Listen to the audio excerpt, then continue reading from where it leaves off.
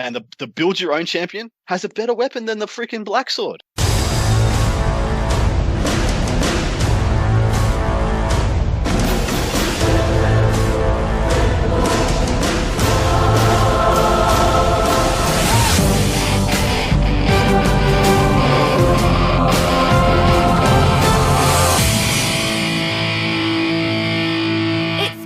To forge the narrative.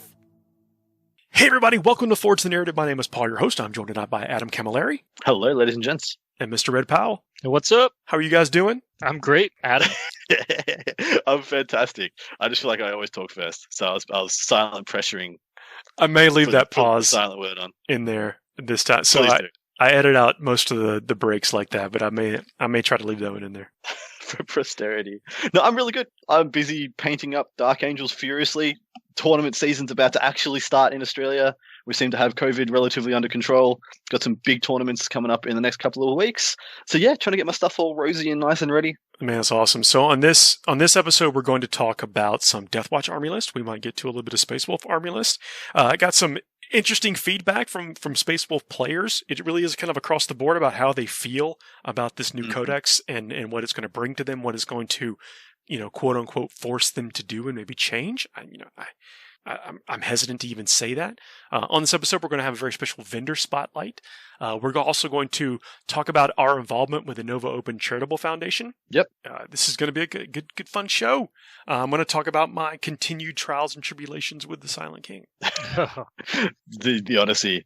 It's it's such a special model, and you wouldn't want to screw up a single thing on it, would you? No, and I feel. I mean, look, I do feel good about it. My critiques about the way the model is constructed are so minimal compared to the overall design and look of it. And this really, it's a showpiece thing. So, I'm taking inspiration from what people are posting on Instagram and Twitter and stuff. And it is, people are doing some amazing things with this model. Remember I joked that Kakatros? Is Kakatros the AOS dude? Is that that's the Bone Reaper, whatever. Ossiarch Bone Reaper. Yep. I was like looking at him and I look at the Silent King together, and then that meme in my head from The Office comes in. It's the same picture.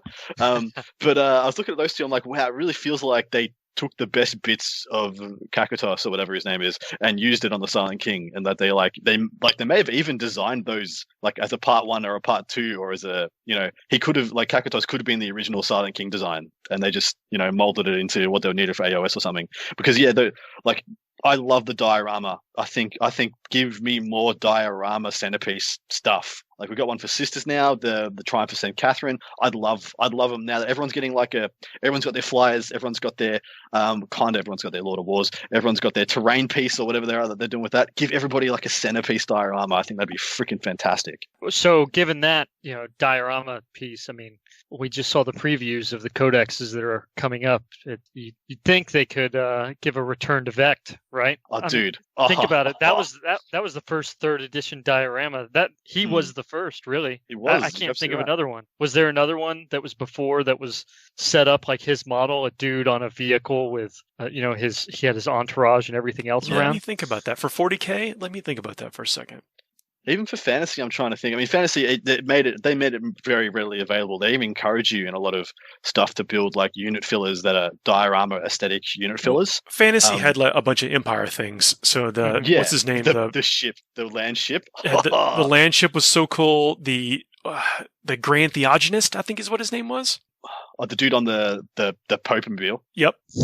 the Pope. I think it was the Grand Theogenist. But outside of that, like 40k, I can't think of another one. I think Vec did it first. I think you might be right. And 40k, I believe you are right. Yeah. Interesting. Someone will correct us if we're incorrect. But that feels right. Feel like it. It feels right.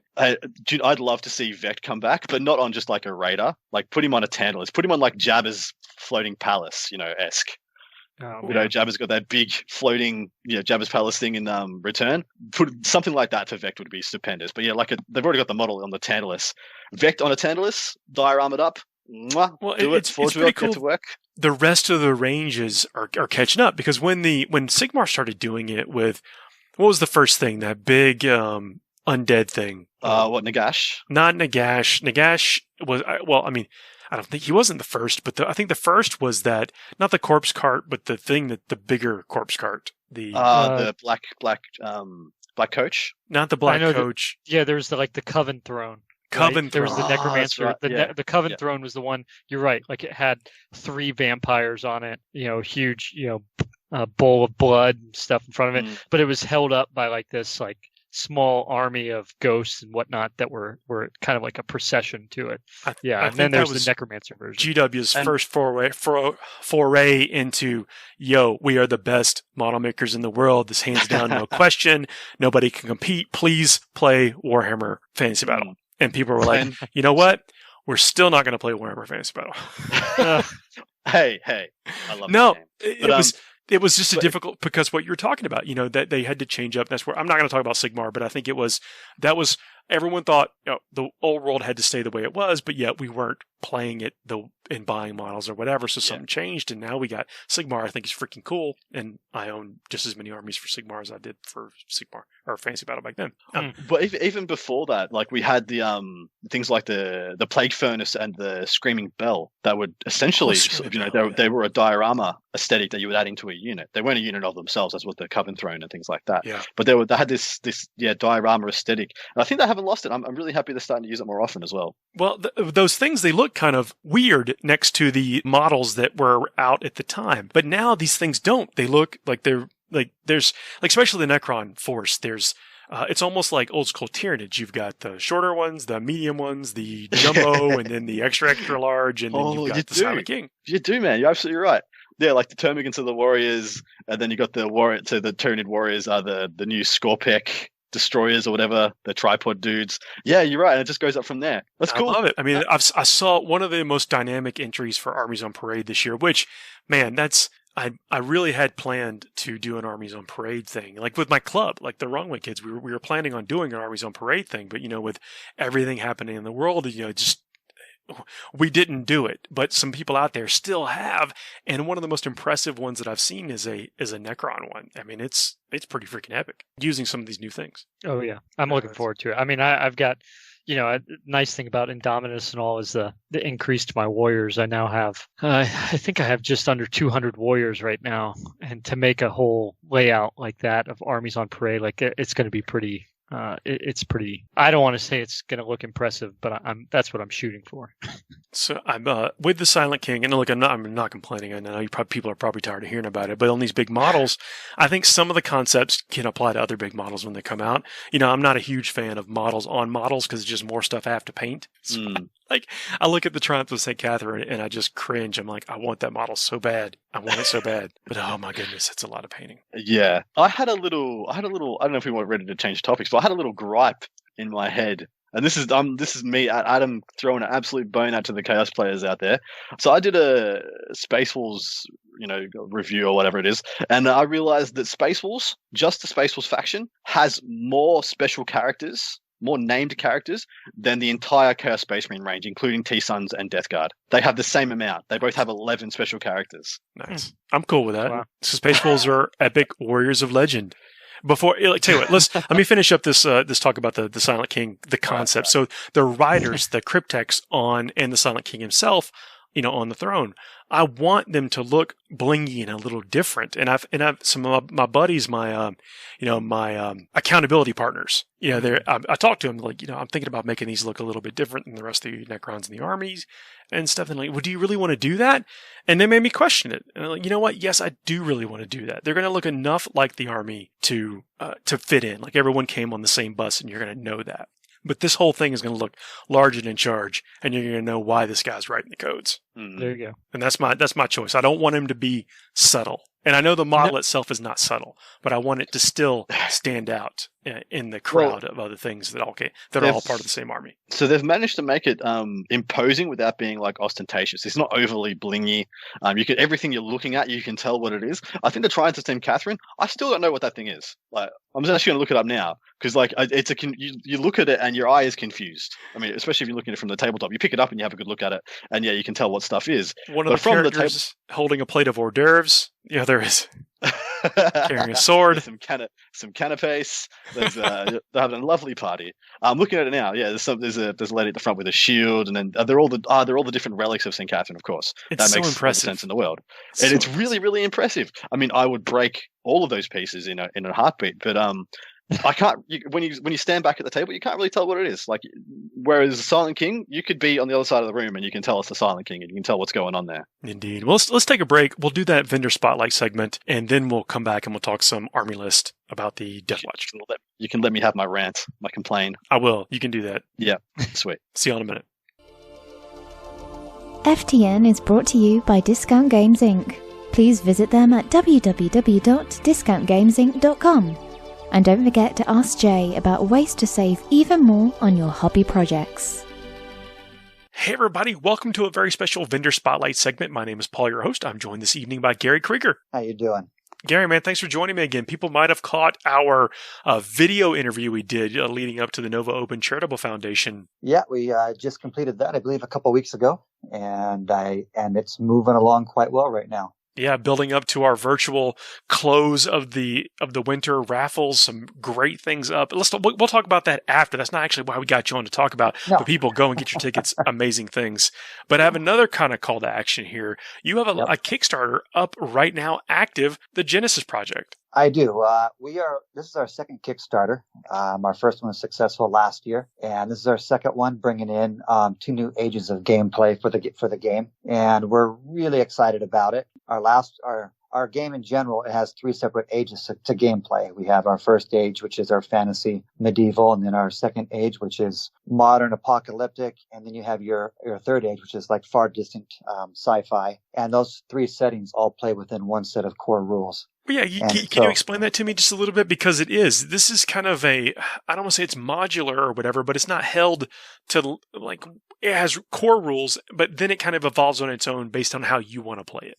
It does, and evolves is actually quite the right word. Because what you do is you are able to create your own faction instead of having pre-generated factions done by the company that is putting out your game. Instead, what we give you is a set of traits and abilities that you get to select for your faction, and through that, you create your faction, your classes. Heroes are created through gameplay, and every game is a part of your faction's history. So it's not just a game and forget about it. It's a game, get progression points, create new classes, customize your equipment, advance your faction through the age that you're playing.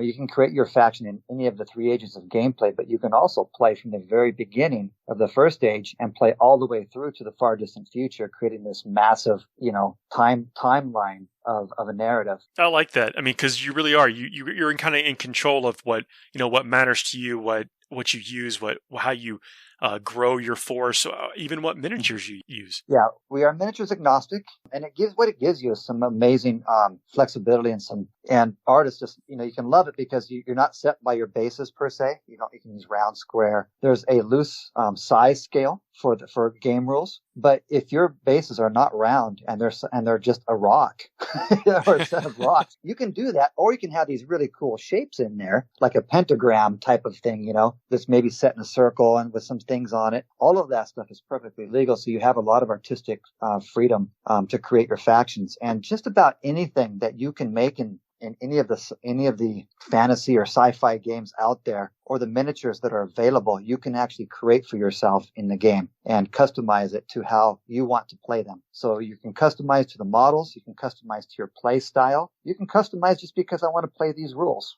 these certain rules. It sounds pretty cool. Actually, someone else on the show was telling me about it, that they've been checking this out, and you say this is your second Kickstarter. So do you need to have purchased the first set of things to play, or can you jump right in with this one? So what we have is like I said, we have there's 4 books in total. The first and most important book is the core rules. That is how you play the game. That is all the rules for all 3 ages. It has the rules for activations, for movements, for combat, for your missions, for progression and things like that. So it has everything you need to play the game. It also comes with I gotta remember, but I believe it's 6 pre-made factions that were actually created by Kickstarter people that actually helped fund the Kickstarter last time around. So the factions that are in the core rules were made by them and then integrated into kind of a small narrative in the back. And I think I kind of lost track of where I was going with your question. But do you need the first set of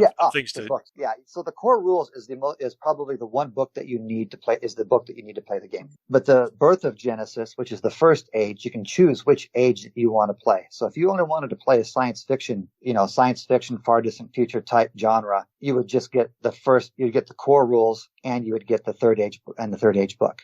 Oh, nice. And there's a way to jump in here. So I'm looking at the reward levels or the pledge levels here on the Kickstarter, and then you can get one age book, whichever one most appeals to you, and then the core rules. Absolutely.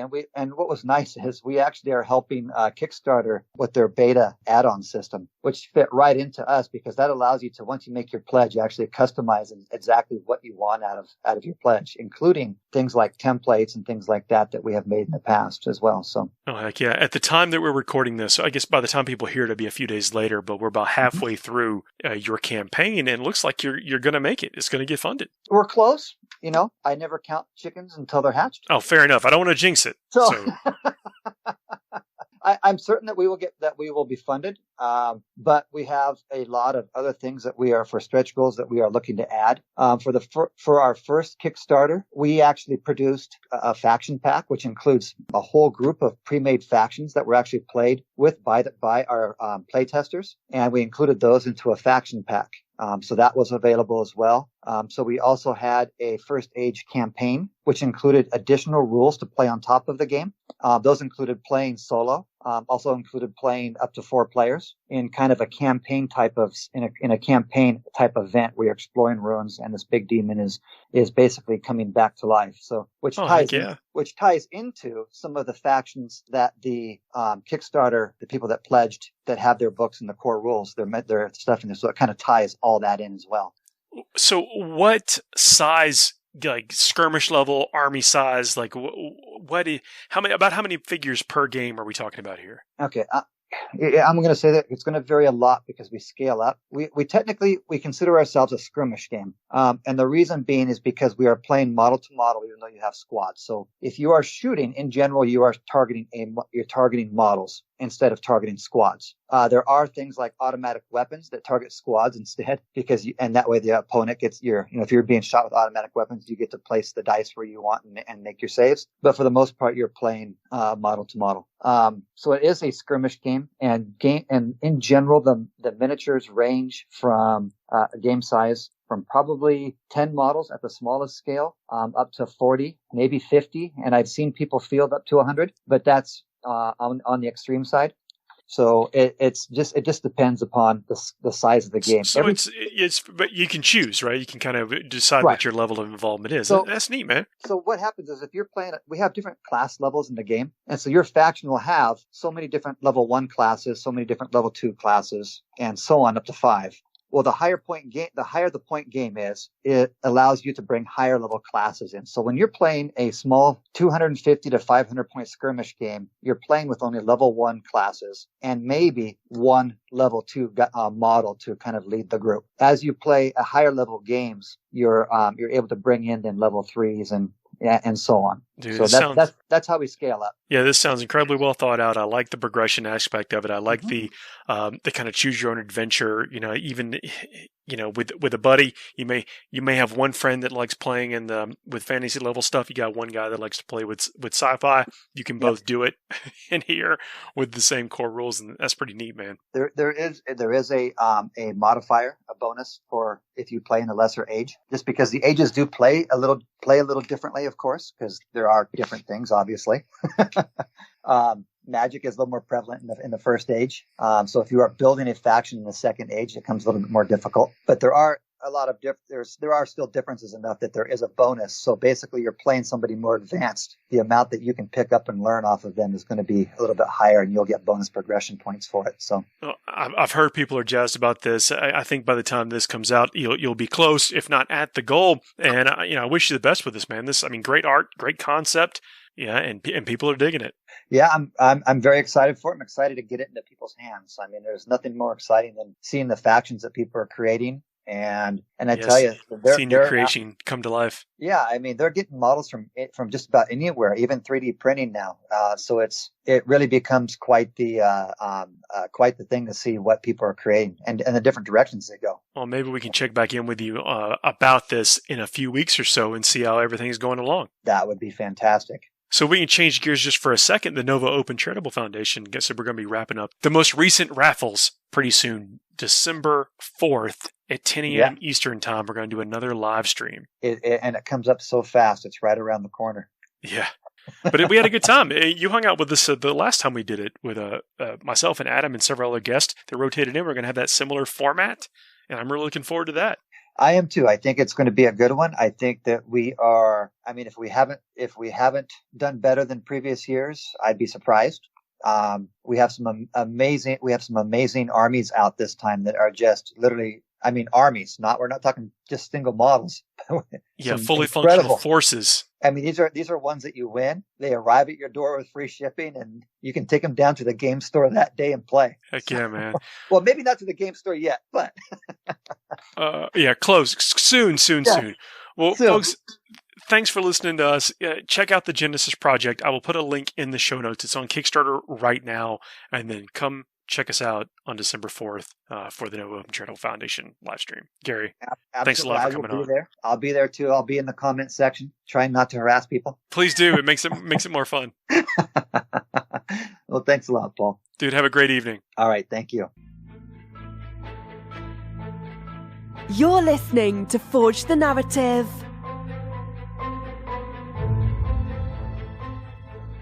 Everybody, we are back at the regular guys here. Please check out that Kickstarter. I think it's pretty cool. Brad, you said you've been looking at it? Yeah, no, and I love the idea of it. I mean, I reading through some of it, I didn't look at the demo or anything, but I really like. So I don't know if you saw, if you've seen Kings of War. I know we've talked a little bit about Warhammer Fantasy and everything, but Kings of War when it first started had very few models that applied to it, and so when I look at this Kickstarter.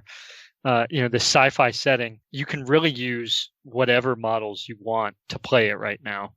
There's not a set model range for it. And so as long as, it plays into what you're looking at, and I really like the age aspect, and I might be off, so excuse me if I get a little bit wrong here or there, but I like how there's kind of this time, like the first book, the second book, and the third book look like they all kind of addressed a different period to a certain extent. And then you bring your own models into it. And so I think there's a lot of potential to that and how you kind of story build and in the lore, the things we appreciate in the narrative aspect of it as you go into playing this game. And so I'm really interested. I do need to sit down and take some more time to read up on the mechanics and everything, but I like the premise of it out the gate. I think it's worth taking a glance at. Heck yeah. So Adam, you had a gripe you wanted to share with us. Yep. I mean, nothing has changed here. This status quo has been the same for the past 10 years. But literally, when I bugged out when I realized the Space Wolves have 11 special characters, and that's all the special characters that every Power Armored Chaos army has. So that's all Chaos Space Marines is the core thing, and then Death Guard plus Thousand Suns. They total 11 special characters. That includes 2 Primarchs. Space Wolves just have 11 special characters. No Primarchs. Are you saying they shouldn't have 11 special characters? No, they should. Chaos should just have more. Why don't we have an Alpha Legion special character, an Iron Warrior special character, a Word Bearer special character? Why don't we have fleshed out legions still? Okay, I mean, to nerd out a bit, I said this on a 40k podcast, but sure, okay. Bear with me. Is that I kind of like the true legends from before the fall. They're still alive. They have not given. It's like the giant trees in the forest. They exist, and so the smaller trees do not. Okay. Yeah, fair enough. So just the fact that Khan and Lucius are still alive means that there's no other real dudes in World Eaters that can get established and become special characters. I think that's the case. Yeah. Build their own legends. That's fair. That could also be a thing. I mean, technically Huron Blackheart isn't from that age, but he's almost reached that level of notoriety. He's in the fluff, he's almost as powerful as Abaddon, almost has a fleet to rival Abaddon's. Abaddon even gave him a Blackstone Fortress for the lulz because he was afraid of him not siding with him. Yeah, I just feel like Chaos doesn't feel as fleshed out, even in this day and age. They're just wow, Space Wolves is a more fleshed out thing than all of Chaos. And then I think that GW, I think they tried to change that perception a little bit when they put out, what was the Corn, not Corn? What was that supplement? Crimson Slaughter. Crimson Slaughter, yeah. Crimson Slaughter's like, oh yeah, no, guys, you've had it all wrong for all these years, for the 30 years you've been playing this game. Chaos is a bunch of renegades. They're not the legions of old. And people were like, you know what? We're not down with that. We're not down. Yeah. Don't tell us to throw out our childhood loves. But I mean, there is room within. There are. You've read the Horus Heresy. There are enough characters that they could bring back that could still be alive. I mean, is there actually any members of the Mournival still alive? I think they're all dead now. Actually, no. I mean, outside of Abaddon. Yeah, because I think the later. Never mind. Don't want to spoil. No spoilers, because I was thinking, no. I think Little Horse is still alive, folks. You know. But yeah, I feel like there's a lot more they could do. There's a lot more they could do. And I feel like it's a little bit of a shame that they haven't. I mean, the ones. Don't forget that part of this whole thing with 40k is you can build your own heroes. Like the reason the two chapters are excommunicado or whatever is because they're there for you to build your own, and that's the same thing for all these heroes. Well, suppose I'm not so bothered that World Eaters don't have 11 special characters. I'm bothered that Iron Warriors don't have any. Alpha Legion doesn't have any. Night Lords don't have any. I think that's a great point right there. That's really fair. That bothers me. Word Bearers don't have any. And we know tons of Word Bearers are the ones that are still alive. Okay. Let me play that counterpoint. One more counterpoint is that none of those legions really mattered past the big four. For over half, they were just a footnote in the Codex. In the same way that all these other Space Marine chapters were a footnote for 25 years. Dang. But I mean, all right. So how many special characters do Blood Angels have? This is not about 6. I can think of 6. How many do World Eaters have? Which is supposedly, in your words, the equal comparison. They got 1. So also, several of the Blood Angel characters that existed in previous codexes are no longer there. So they even had more. They've had more. They took them away. Had three versions of Tycho or whatever. The lost, the unlost, the semi-lost. There's like a Sergeant Cullen who was allegedly Dante's sergeant when he was in the Scout Legions. He's gone. But yeah. 1 or 2. I mean, but what's the name of the Iron Warriors guy? That's really pretty much reformed all the Renegade Iron Warriors into a single force again. Starts with H. Jibberjax. Iron. I know. I mean, it's the omnibus is written on him, right? Yeah, exactly right. He's perfect. He's perfect for a special character. That goes back to I will give it to Paul's point that. Like, especially going into like Crusade and stuff, like making your own character. Don't get me wrong. Like they could totally do to have a couple more special characters here or there spread out. But I do think that there's something to being able to make your own, and it really goes a long way. Yeah, that's fair. I mean, I can't take away that. I mean, but that hasn't stopped anyone in Space Marines from making their own. No, I think that it'll get there eventually. But I mean, remember though that most of our history as Warhammer and Space Marines have existed, like the Salamanders, the White Scars, Imperial Fist, all that stuff was just a text, in a book. And that's fair. I mean, but in somewhat recent memory, Crimson Fist have 1. They used to have 2. They used to have Cortez, but he was just a sergeant. That was in like bloody 2nd or 3rd edition or something. But yeah, they've only got Pedro Cantor, but they're a second founding. So I think that's apples and oranges. Templars, however, have 3 or 4. No, 3. So there are some disparities even within Imperium. Let me butcher this name for you. This is Warsmith Hansou. Honsou. Yeah, let me butcher that. That dude is legit. He went into Huron's arena, tournament arena and thing, and he won it, and which enabled him to be have command of like all the Corsairs and renegades that Huron had brought to bear. And so he just goes around pillaging, and yeah, really cool story. Anybody who's on board with that made me love Iron Warriors. Before I read that, Iron Warriors were like just super bland, like blander than friggin' Ultramarines bland. Did Huron used to be Emperor's Children? No, he was Astral Claws. The Bad Up War. Oof, that's a storyline and a half. My God. Man. Okay. But yeah, so here's one that gripes me up then. Astral Claws, 3 special characters. Wait, 3 or is it 2? Minotaurs in the Battle Boards, 3 special characters. Huron, good-looking characters too. Cool. Fantastic models. Moloch is one of he's my favorite Terminator, posed model, anything. It looks so good. But yeah, the special character game is not an equal equation. There are the haves and the have-nots. We can move on. I'm getting long in the tooth on this. Just think of all the kitbash potential for all these Marines that you want to exist, that you could make exist. Actually, sorry, I got one more. So Space Marines Codex has the build your own chapter champion, and as a Black Templars players, I have the Emperor's champion. And the build your own champion has a better weapon than the freaking Black Sword. That is a bit of a crime. What? The build your own champ gets as damage as that's because the skill is within the person, not the tool. Well, I just figure it's just a sharper sword. That's why it's got more damage. Yeah, that annoyed me. I was looking at it, I'm like, why is my Emperor's champion a lot of the time worse? He's got more attack. He's got like one more attack, I think. He's got 7 attacks. Pretty much the same strength, less damage. And you're like, oh, that sucks. Never mind. Man. Adam's rant's over. I'll be back next week with some other frivolous stuff I pull out of my whatever. Perfect. All right, so Deathwatch. I'll be real. I know you guys have been talking about Deathwatch being cool and stuff, and I wasn't, too hyped on it. But, at the same time, you're right. This codex needs to bloom a bit, and as the meta develops, you'll see more of these tricks coming out and people being able to pivot out of their codex without having to really even change the models, kind of thing. Yep. And which is nice. You don't get that with everything. And then I thought, man, I could put 5 Eradicators in the squad. Yeah. And then you can combat squad that squad. Yeah. Yes, you can. Same with 5 Outriders. I mean, that's, I do not hate this concept. Were we talking about this months ago, that the only thing that was holding Outriders back from being properly broke and too good was the fact you can only take 3 of them? Yeah, absolutely. Oh, yikes. We will see how punishing that gets. Yeah, they are missing a bit with their killiness. Like, you can't just throw them into anything. Yeah. But maybe with Deathwatch, you can. If you could put a fist or a Thunderhammer on the Sergeant, they'd be possibly the best unit in the game.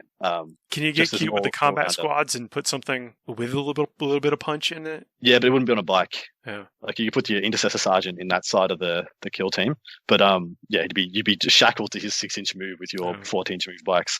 Craziness is that on top of getting your unit of 5 Outriders, on top of them getting a bunch of other sleuth of other buffs and if nots and blah blah blah blahs, they're freaking OBSEC. They're just OBSEC because they're a troops choice.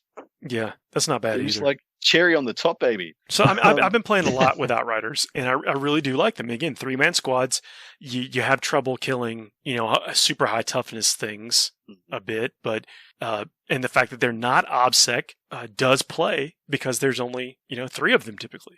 Well, exactly right. The issue is like you got your 3-man that shoots across the table, clears out your opponent's 10-man of guardsmen, and then he just walks another 10 guardsmen off, and you haven't changed much of the status quo. But as soon as they become OBSEC, yikes indeed. It's also, they've got the kind of perfect size bases as a 5-man, so they dodge the coherency issues, so they don't have to be within two guys.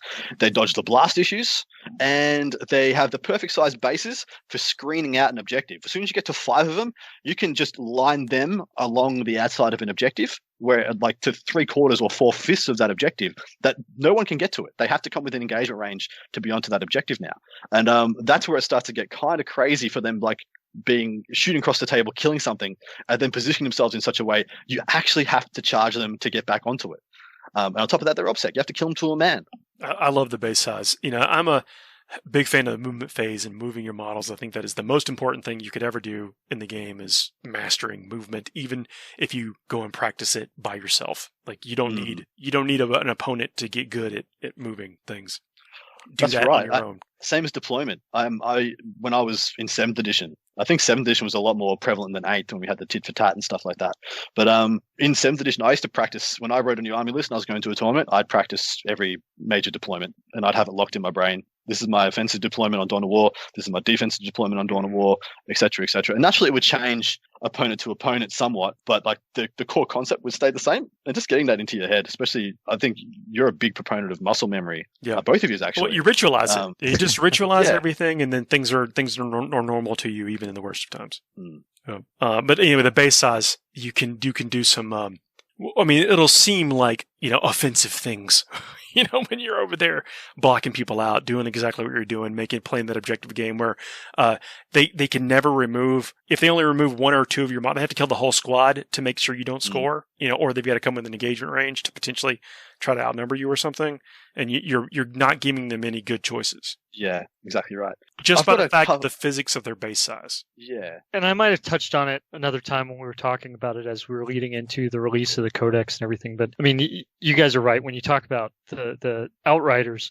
I mean, five models is.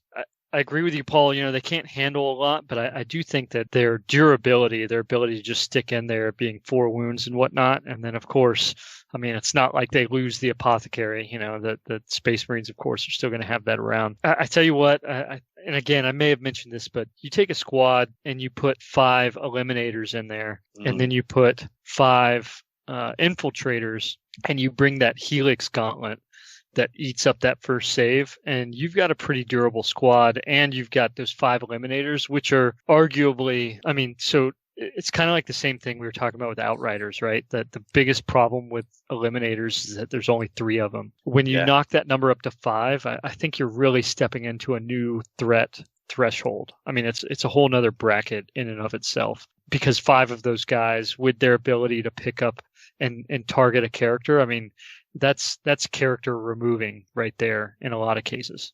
Yeah, 100%. And I think sniper is going a little bit by the wayside. I think people are underestimating how good sniping still is. So I've created I've got a couple of lists for Dark Angels. I like Dark Angels Eliminators quite a lot because you stand still and you hit on the 2+, and then after you've shot, then you move. So you can get your move still if you need to, but you can also stand still, hit on 2s, and still move. Also, that stratagem for being placed in reserves and then put back on the table in the same turn, phenomenally powerful, like crazy good for scoring secondaries. But yeah, like just people bringing, like you said, everyone's going to try and bring things like Master of Sanctities. Everyone's going to try and bring things like Apothecaries. It's the same can be true for Necrons. You take away the Chronomancer, you take away the Technomancer. Yeah, those aren't hard models to kill. They're not. They're toughness 4 with 4 wounds, 5 wounds at most. 4 to 5. It's a major concern. Yeah, and you take away their good reanimation protocols. You take away their 5+ invuln giving abilities, and just putting those pressure on your opponent early, especially when they think that those things are safe, really causes them to play a different game. And I think if you can do that for a minimal investment, like you take 2, maybe 3 units of Eliminators, maybe that's an overinvestment at that stage, depending on who we're talking to. But like you have to make them change the way they want to play. And as soon as you do that, I think you're in a much better position. Well, I mean, 5 eliminators with the infiltration stuff. I mean, and then soaking up wounds. What you're talking about with just you got all these ablative wounds on them, and so you will be able to kill their high value targets. There's no, you're not going to not kill at least one. Yeah, and they've still got all those different modes. They haven't got their best mode of fire anymore. They don't have the line of sight shooting anymore on the eliminators. But one point I want to make is the only reason that you would need that out of line of sight shooting to begin with is because you were worried about your 3-man unit getting attritioned. Dude, spot on. Absolutely spot on. Yeah, I agree. And so when you put 20 wounds in front of that before you even touch a single eliminator, or 10 wounds, a lot of wounds, and before you touch 10 wounds before a single eliminator. Right, exactly. I mean, and if you really have to, I mean, if it's something light, like you can afford to, because the eliminators still have those cloaks, so you can afford to kind of trade around your wounds. I mean, of course, one of the eliminators would die or something like that, but you may be able to afford that in certain regards, depending on what you're being shot with. And then if you've got, let's say you're on a table where you've put 15 eradicators and 10 eliminators on there, what are they going to shoot at the first turn? Do they have a good choice? Yeah, I'm such a big fan of the Primaris changes to Deathwatch. I'm not actually sure what their non-Primaris units look like that much anymore, like the non-Primaris kill teams. So they used to take the full menagerie. You take a bikie, you take a jump pack dude, you take to get the special rules from everything. Yeah, you take a handful of Terminators because you could jank off wounds. Someone shoots you with Hurricane Bolts, you just take massed 2-ups. Someone shoots you with anything else, you take your 3-up invulns. All those metrics have changed, like they completely changed. Yep. But in a lot of ways, they got some backhanded buffs along with their nerfs. Like they just doubled the wound count of that squad. Yeah, what I see people doing, I think, is mixing in some Terminators and then some Vanguard veterans. Yeah, I honestly think a really good way of doing it, like the same reasons that I said that 5 Outriders are good because they get OBSEC, it can be applied to Vanguard vets. 5 Vanguard vets with just a Storm Shield and like lightning claws, man. I mean, yeah, Storm Shield, Lightning Claw, yeah. Storm Shield Fist, Storm Shield Chainsword. If you want to get real cheap, that are OBSEC, they can fly across the board and do a very good job of clearing other people's objectives. Really good, just really good. A bunch of Really 4-up invulns, 2-up saves, get him in cover for a 1-up armor. Fantastic. Two wounds each. They're cheap. They do a lot of work. We were talking about before on the last show of replacing the opponent's unit on an objective with yours, like just clearing them off is not good enough. In every situation. Yeah, I think that's a lot of reason why Guard are struggling at the moment, because they're very good at like reaching out with Mandacores and things and clearing opponents' objectives, but asking Guardsmen to hold through hold on to their objective through their turn, it's just not going to happen that much. Yeah, I mean, just when you're rolling over there with this kind of much beef and the aggression that they can bring, think you charge up 5 Outriders to somebody's 5 Frenzy and Wolves we were suggesting last session. Yep. You're gonna chomp them. You're gonna sit there and you're gonna be over there scoring your points. Like, hey man, I guess. Oh, did I get that point? Oh, I think I did. Yeah. Okay. Cool. I'm up 15 this round. How much you? Oh, you got nothing. Okay. Well, better luck next turn. Well said. Can't disagree. But I think this I'm not a super fan of the Proteus kill team. That's the Firstborn kill team. Yeah, the first. It was the opposite last edition. Like you'd never heard of the right. ones. They really played into it in the previous edition of you really saw a lot of Firstborn on the table, and I think they were still kind of figuring themselves out with the Primaris. I think they really came into their own with the Primaris in this edition. But what I will say in regards to the Proteus is I do think that everyone else that's out there played Deathwatch, that's still playing Deathwatch, and like more power to you, because I won't discount the Proteus team just yet. I think that there's still something to it, especially now that they all have 2 wounds.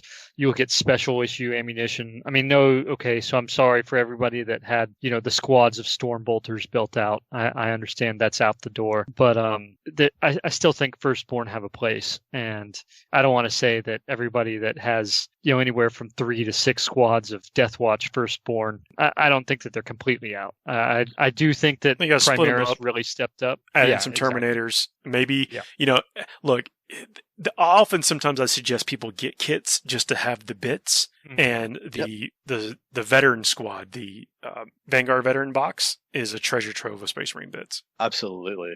So I've actually written an entirely Firstborn Deathwatch list, if you guys are keen. Yeah, let's hear it. The points aren't quite right. I think there was quite a few points. I think it was about 80 points left over after I'd written this that I could just tweak with and play with. But 2 more turns, somebody asked me for a core concept for a Proteus-based kill team list. So it's got a Watchmaster. It's got a Libya jump pack, because of course you do, because the powers for Deathwatch are actually phenomenal. It's got 4 Proteus kill teams. 2 of them with 5 veterans with Storm Shields and Deathwatch bolters, so that's special issue bolters, and then each one of those has 3 termies, 1 with Thunderhammer Storm Shield, 2 with dual Lightning Claw, and 1 Vanguard vet in each of those squads with the Storm Shield. And then it's got 1 kill team with just 5 vets, 5 termies, 2 Thunderhammers, Storm Shields all over the place. And then it's got another one. This was the one, I can't remember if there's 2 of these. I think there's 2 of these actually, with 5 vets. These veterans have nothing but their special bolters. And then it's got 5 Vanguard veterans, each with Storm Shields and Lightning Claws or jump packs. So that's 5 vets, 5 Vanguard vets essentially, that times 2. And then it's got a Chief Apothecary and 3 units of veteran bikers with chainswords and a multi-mounted attack bike attached to each one.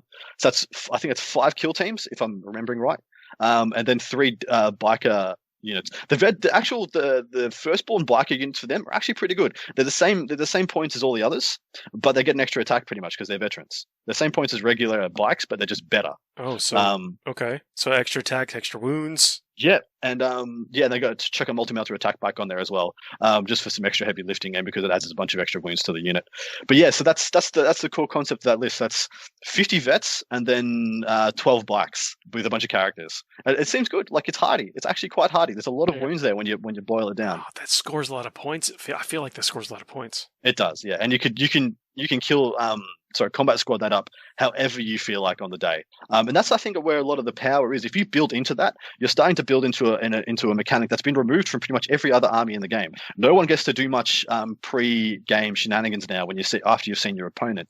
But an army like this really does. You really get a lot of mileage from that. And I think that's true for Deathwatch across the board. I think that's a big deal. I mean, really, like what you're describing, we've talked about between bus stop lists and just the amount of wounds that can be put on the field by, say, guard or now Necrons or orcs or what have you. But then you bring this out, and I mean, there's a lot of volume, not just in the wounds that are on the table. Again, I really think the 2 wounds was such a big deal, really put them back on the table. But then you go into the amount of attacks, the attacks that you're talking about that you're going to be putting out in melee and at range is just enough, like what you're saying, Paul, to replace another unit and put yours there and then be able to hang in there. Yeah, their damage output from range is not going to be anywhere near like what it was. I mean, the damage. Sure. I remember losing Riptides every turn, through drones. That's sure. Not going to be there. Kill teams. That's just not going to happen anymore. But their survivability has arguably gone up just by dint of wounds increasing. I mean, people can argue that it's gone down because blah blah blah. You've lost your jank ability with the 3+ and whatnot. But the fact is, the storm shields give you a 2+ armor now, so you're a lot less susceptible to mediocre damage, and probably a little bit more susceptible to the high volume las damage. guns still get you. Yeah, well, all the las guns go into 2+ or 1+ saves now, but things like plasma guns are a lot more harmful because you can't bounce them on a 3+ invuln. Yeah, what do you think? Yeah. What do you think about their secondary objectives? Like, I think the one that's. So there's a bit of a trap on in there. The one that's kill points. So you play against Xenos and you just get a kill point for every squad that you kill. That's a Xenos, essentially. Like, are you playing against Nids? You get a single point for every squad. That's no mercy, no respite. Score 1 victory point at the end of the battle round for each enemy Tyranids, Eldari, Orc, Necrons, and Tau Empire unit destroyed by a Deathwatch unit from your army during the battle. And my cautionary tale is there that if you have to wipe your opponent to get a decent score on that, don't take it. It is a trap. Well, okay, what's the threshold for that then? So whatever you measure it by, I guess, like whatever the individual would. But if I'm playing against Dark Eldar, if they have 20 units, should you pick it then? If they have 15, do you not pick it? If they've got 15, I'd say you don't pick it unless they're like 12 of their 15 are like Venoms with 5 Cabalites in it. In which case, go for your life, son. Yeah, if it's 15 Tyranids, if it's 15 Tyranid units, that means they're taking the biggest of the biggest bugs, and they have to come at you. Well, if exactly right. If it's like Gaunt Carpet, they're only going to have like 6 units, so it's not going to be a factor.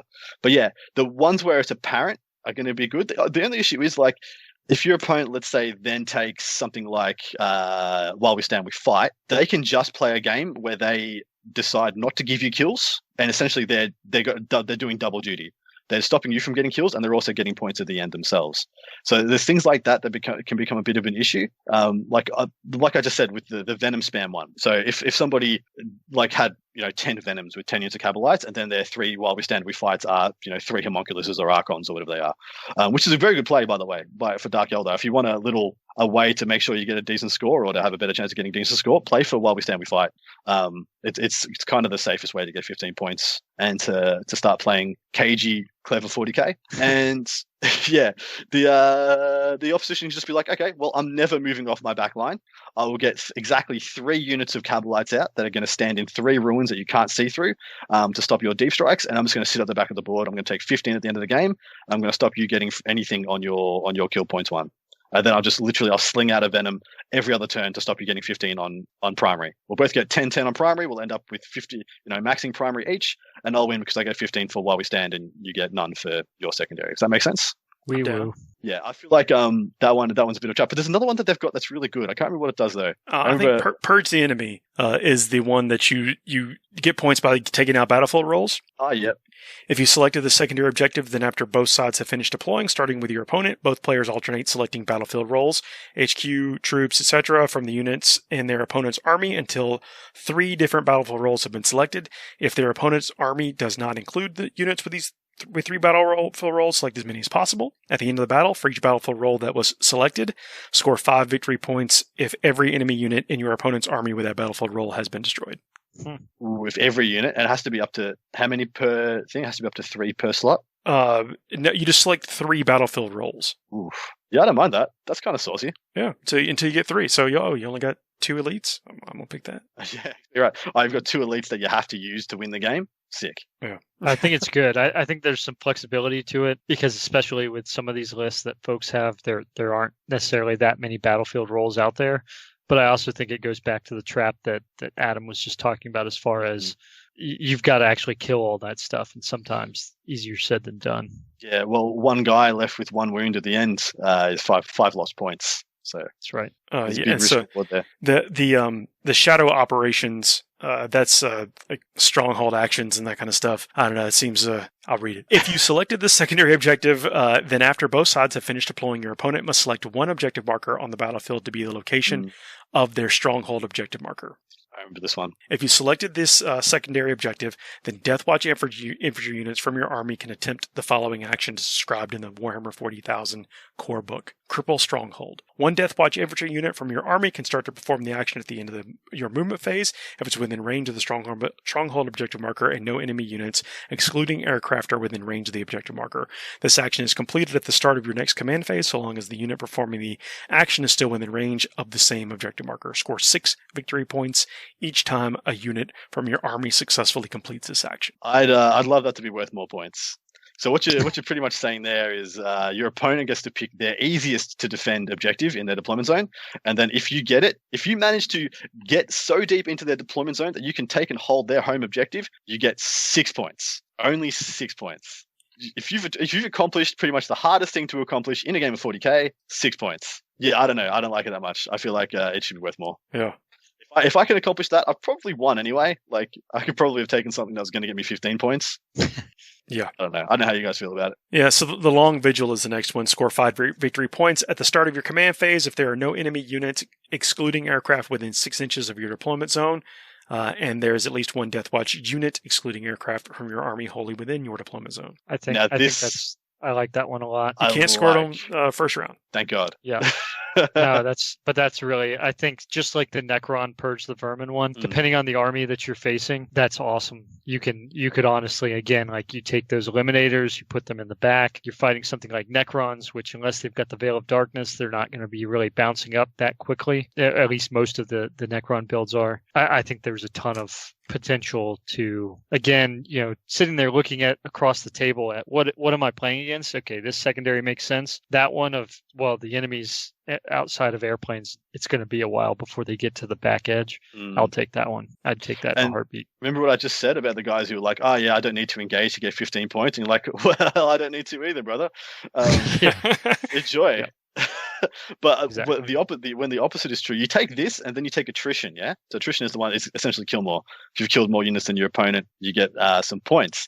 And then you're like, okay, if you don't feed me, if you don't feed me units into my deployment zone, I'm going to get 5 points. If you feed me units, I'll only get 3 points. But you have to feed me units into my deployment zone. I love that duality. I love using using your objectives to try and psychologically mold your opponent into doing what you want them to do. Yeah, I think Space Marines can play that game pretty well. Very well. Well, you can just make a meat grinder of a list for Space Marines. Yeah, but see, we haven't talked about long range shooting. Like everything we've discussed is being what probably maybe it's our play style, but we haven't discussed adding in any of the beefier long range stuff. Well, what is the beefy long range stuff for Space Marines now? For me, it's like their best beefy long range would be Redemptors, Contemptor Dreads, and Redemptors. Yeah.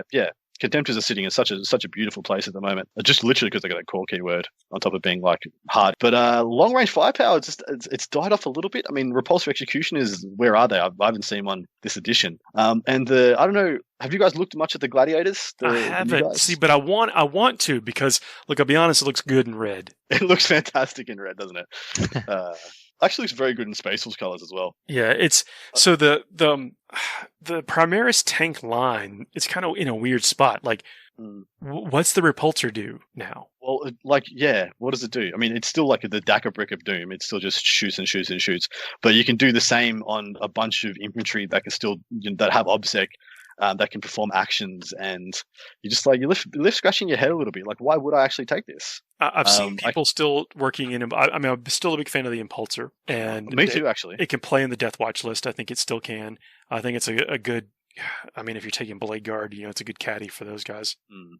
But I feel like, the Executioner and the Repulsor are in like a weird spot. Like if I'm going to take a gun tank, I don't know. I guess maybe because it's shiny and new, but I'm drawn to the Gladiator. Yeah. But I also don't know how many points it is. I couldn't tell you how many points it is off the top of my head. They start around the 200-ish. I think they go up from 200 to 220. Oh, sorry, 250. Don't quote me on that. I might jump out later and have a quick look at the Codex. But I wasn't overly impressed. It felt a bit like how if you remember how the first line of the Repulsor Executioner when it came out was not amazing. Well, the original Repulsor when it came out wasn't amazing. The Repulsor Executioner was, but fair. Yeah, but that kind of stuff, when the first line of Primaris stuff came out, everyone was just like, okay, yeah. And then, in recent memory, it's gone through the absolute roof. But I feel like that's kind of the similar stage as what this new stuff is. Like, I don't want to smash down on them too much, but the new land speeders are not very inspiring. They're actually quite disappointing for what they bring to the table. I feel like the Gladiators might be the same, except for the Dakar one. The Dakar one is like what a Punisher tank commander wishes he was. It looks upon it with envy. Maybe we should revisit this part of the conversation when we have got the Gladiator in our hands and played with it a little bit. But I think that right now the Dreadnoughts fit that role, where if you wanted to, you could have your forward units, like you could have your one kill team up there with the Inceptors. God, I've done it again. The Incursors. And all that stuff. There you go. Yeah, there you go.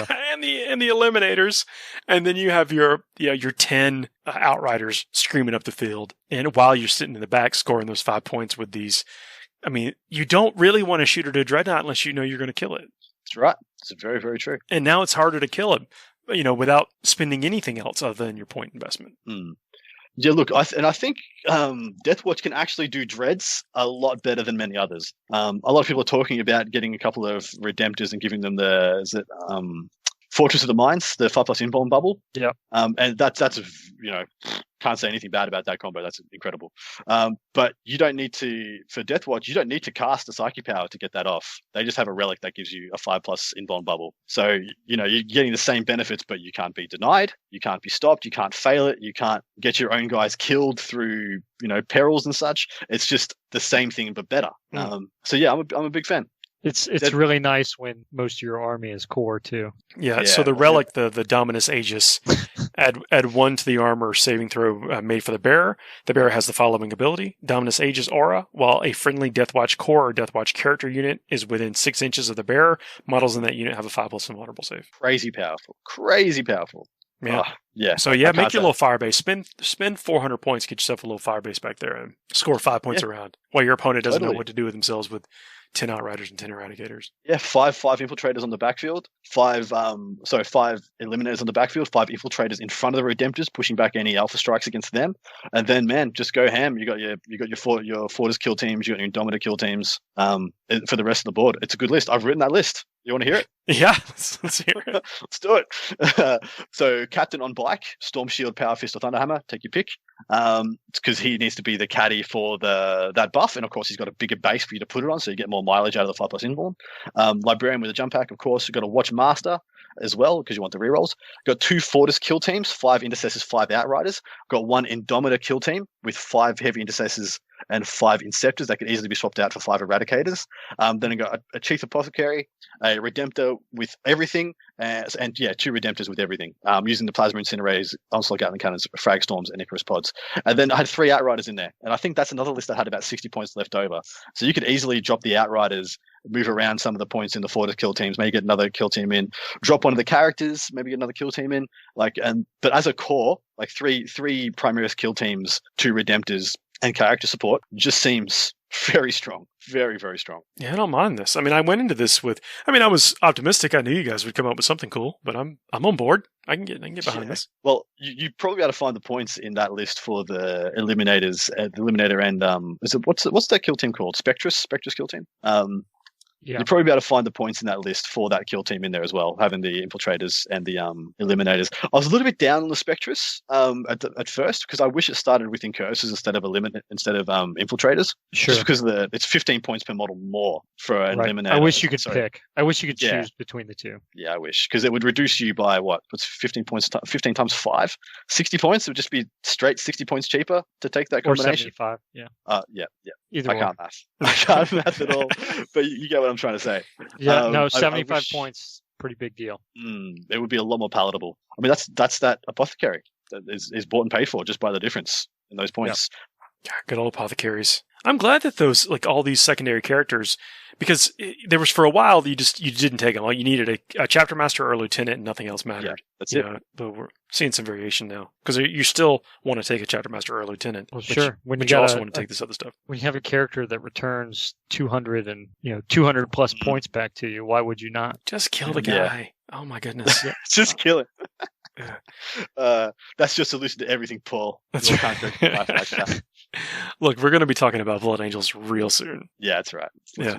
We're recording this on like the eve of Blood Angel Week, so there may be another episode coming shortly behind this. Awesome. But yeah, that's kind of what I thought for Deathwatch, and I honestly, like, that's like just my first impressions of Deathwatch.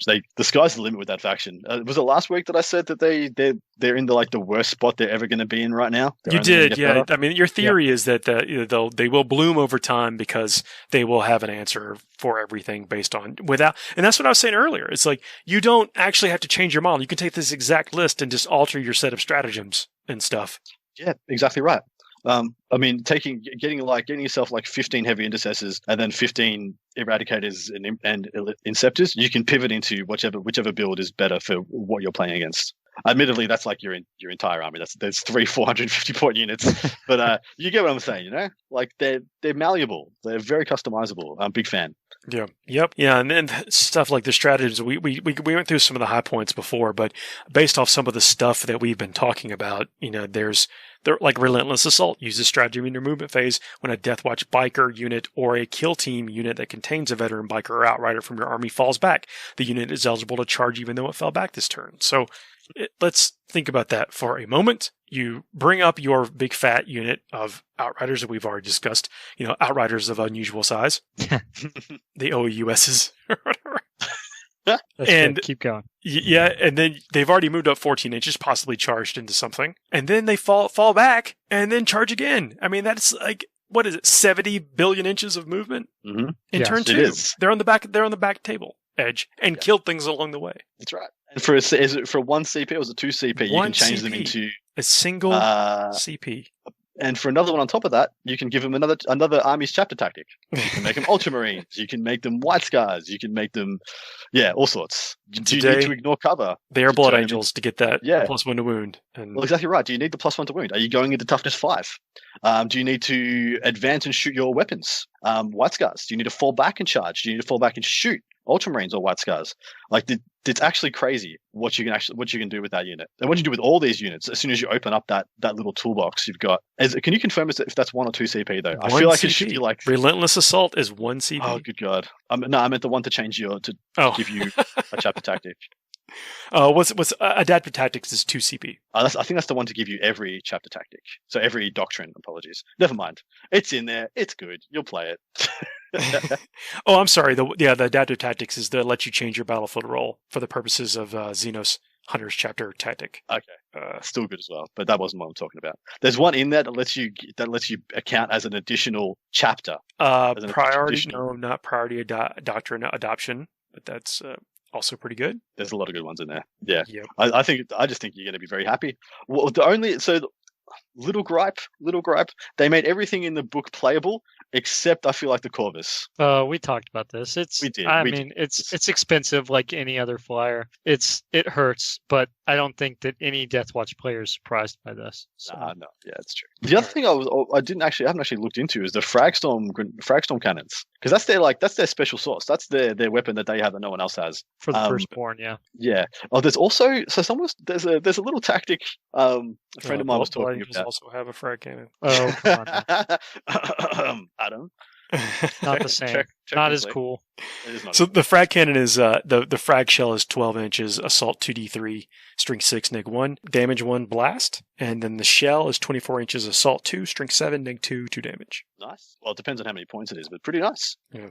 There was a cheeky unit one of my mates was telling me about. It's the flamer bomb. You can make a flamer bomb now with them because you can take a bunch of the guys with heavy bolters with the underslung heavy flamers. Oh yeah. And you just come down with your 12-inch heavy flamers and shoot your heavy bolters as well. And I mean, it's -1 to hit on the heavy bolters, I assume, because they're actually I don't know that for sure, but you'd assume because they're essentially just like a super combi weapon. But yeah, that seems like it has some play. Flame on. Yeah, I'm digging it. Well, guys, let's take a break. We'll come back and talk briefly about some Space Wolves. Yeah. See you in a minute. FTN is also on Facebook. Please like us at www.facebook.com/Forge the Narrative.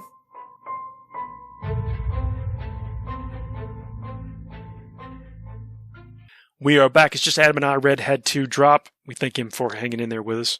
Yeah, he does a good job, Red.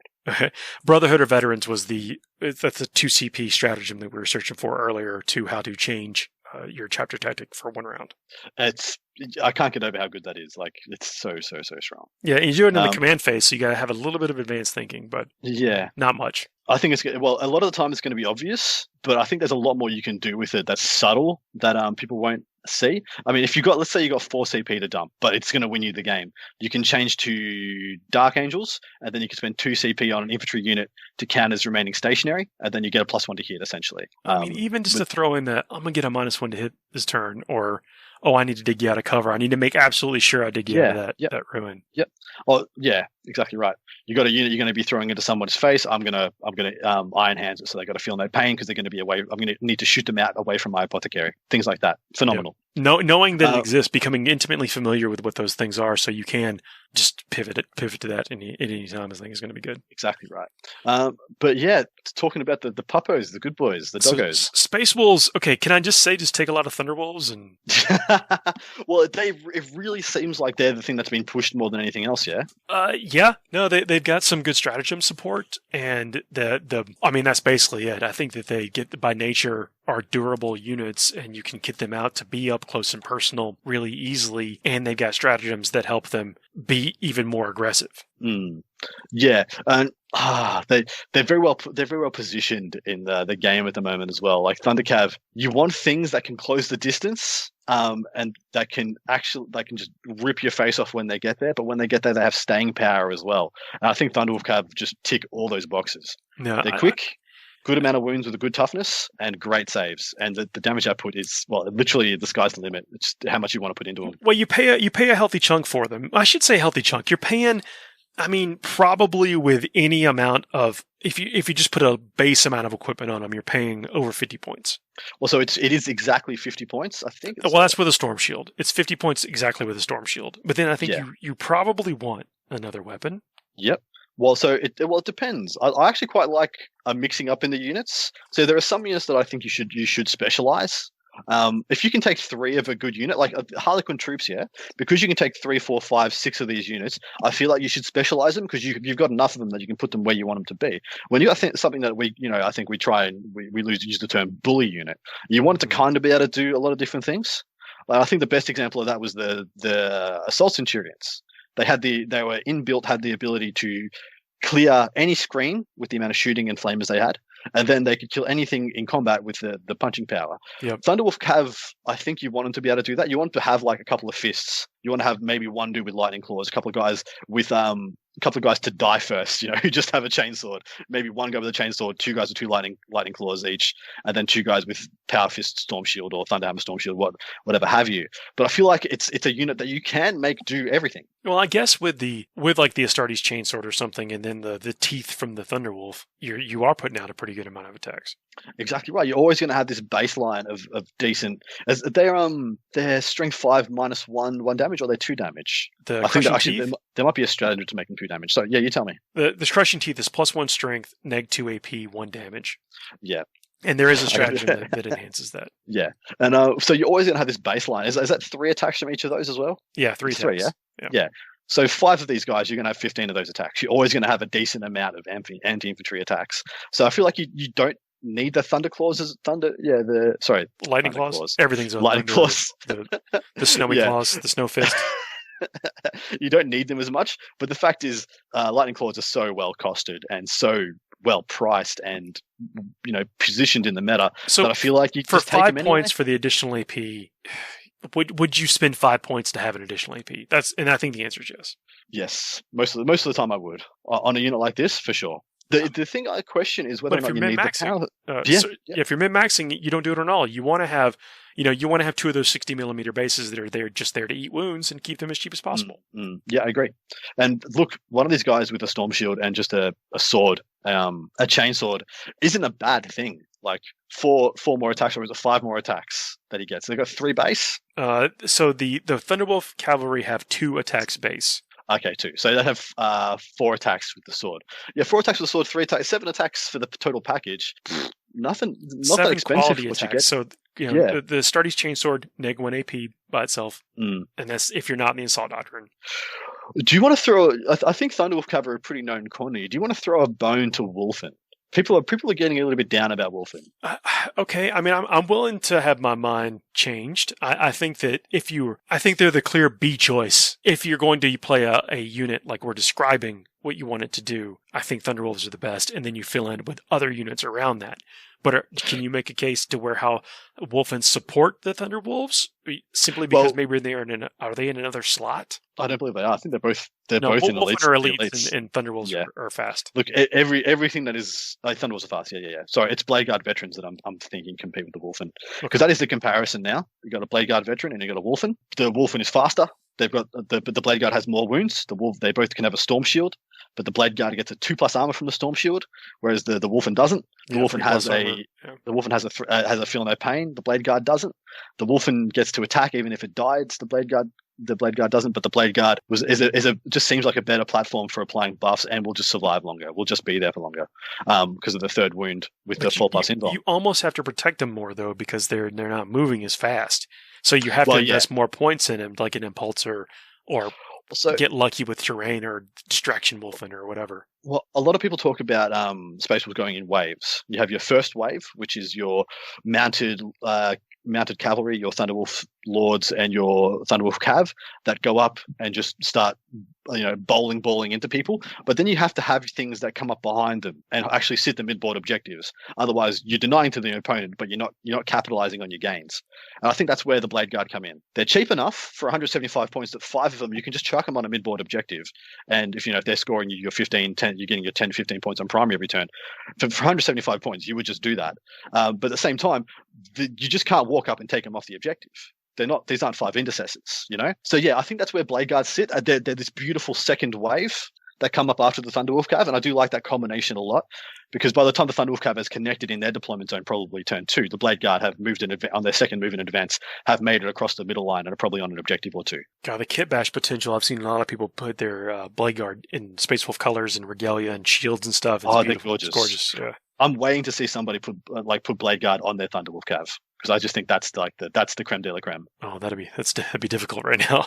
Absolutely. Until those multi-part kits come out. Yeah, you'd have to use the actual legs from the Thunderwolf Cav, and I'm not sure how you'd do it because they would just look too stumpy. You'd have to do a lot of work, a lot of green stuff work to make the legs long enough. Their shields, their aesthetic, like the Crusade aesthetic on top of the Thunder Cav, would look sick. Yeah, I don't know. I think the Inceptor legs have almost like stirrups. The Inceptors, but they're in Gravis, aren't they? Wouldn't they be a bit too chunky? I don't. I'm trying. Speculation City, population us. The other one is Wolfguard. So they can still do some of the best Terminators in the game. I think only Dark because you can equip them with almost like their Chaos Space Marines, and that's anecdotally that was one of the critiques that we had about Space Wolves. They were like, "Yo, everything that exists on the Fang has been there since the Wolf time." Yep. Or not the Wolf time, whatever. When Russ was around, I think when he comes back is the Wolf time. Am I getting that right? Probably. I think when he comes back is supposed to be the Wolf time. So I have a. Don't grill me on that. You're going to get grilled on that. I have what I consider to be a relatively competitive strong Space Wolves army that I've had a mate send me through a while ago, and I'm sure he wouldn't mind me sharing it if you want to run through it. Yeah, hit me real quick before we wrap up. Yep. All right, it's 2 patrols. First patrol, Wolf Lord on Thunderwolf, double Lightning Claw, Imperium Sword Warlord trait, Saga of the Hunter, and upgraded to have Frost Weapon. So he's got 2 damage on his lightning claws, his Frost claws, and +1 strength. So there's strength 5 -2, 2 damage rerolls to wound. Mwah! Very sexy. And then a Wolfguard Battle Leader on Thunderwolf, Power Fist, Storm Shield, Resolve of the Bear, and the Wolfenstone. And then he's got a unit of 5 Assault Intercessors for his troops, 2 units of 5 Blade Guard in his elites, and 2 units of 5 Thunderwolf Cav in his fast attack. The Thunderwolf Cav have 5 Power Fist and Storm Shields on each one. Aggressive. The second patrol. I mean, I guess you guys know where to put those. I mean, we're actually not talking about a ton of points, but the Power Fist are 10 points apiece. Yeah, they're Power Fist are 10 points apiece.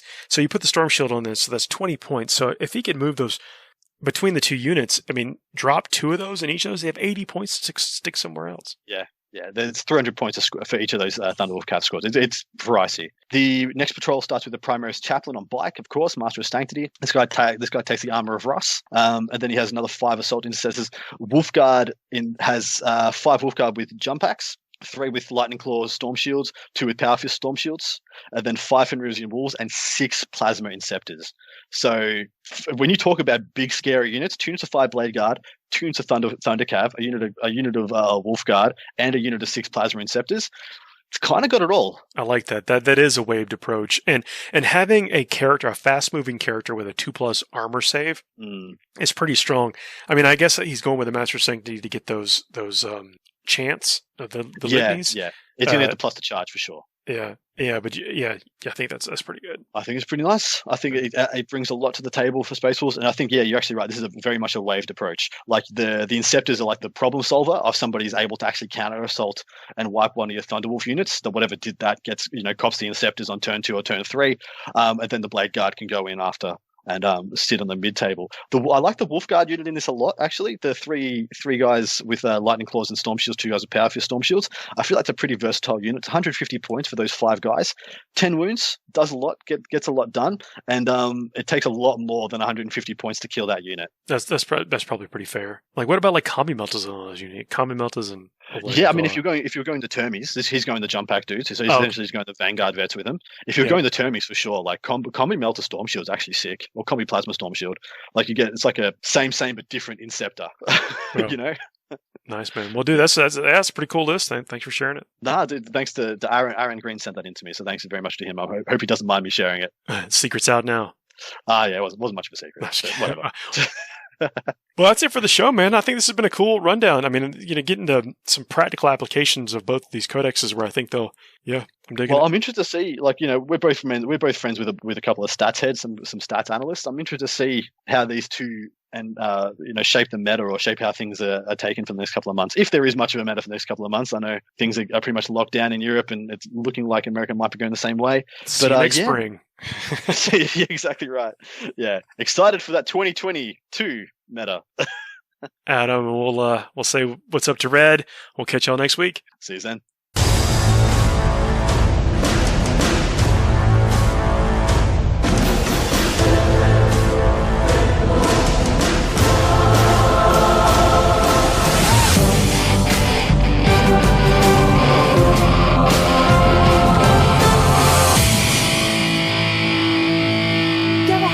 Make my day.